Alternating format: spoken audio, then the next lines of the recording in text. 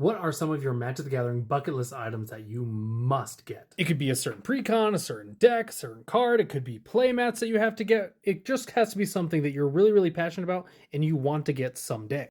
Well, thanks to fellow content creator Bear Claymore, I was able to cross one of those items off of my list. Bear posted on his Instagram that he was trying to sell off a few items so that he could go to Las Vegas MagicCon Vegas, however you want to say it. So he posted some things, but one thing in particular caught my eye, and they happen to be in this envelope. We're going to see if we can get this out of here nicely without messing anything up. Okay. Looks like he threw in a few extra things maybe. But I'm really excited to get these. These have been on my list for a while now of things to get. He actually packaged these really nicely. Had an extra bit of cardboard there so that they wouldn't move around a bunch. But these have been must-haves for me since I saw them last year when they came out.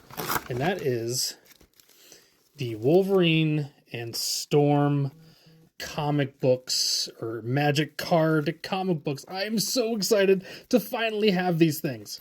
If you didn't know, when Magic the Gathering announced a secret lair for Marvel, they, I believe, were at New York City Con, and they gave these out to people that were going in to, like, listen to the talk and everything. So people were able to get the counterspell, but they were also able to get these comic books. And these comic books have been very, very difficult to get. If you knew me at all, you would know that comic books were kind of the first thing that got me really deep into the nerd culture. I have since got rid of a lot of, like, loose comic books, but I've kept quite a few nice ones here and there, but I don't have as many as I used. But the comic book collector and Magic the Gathering collector in me had to have these comic books. I knew I was going to get them someday. I wasn't sure when, I wasn't sure how, but I am glad that I have them now.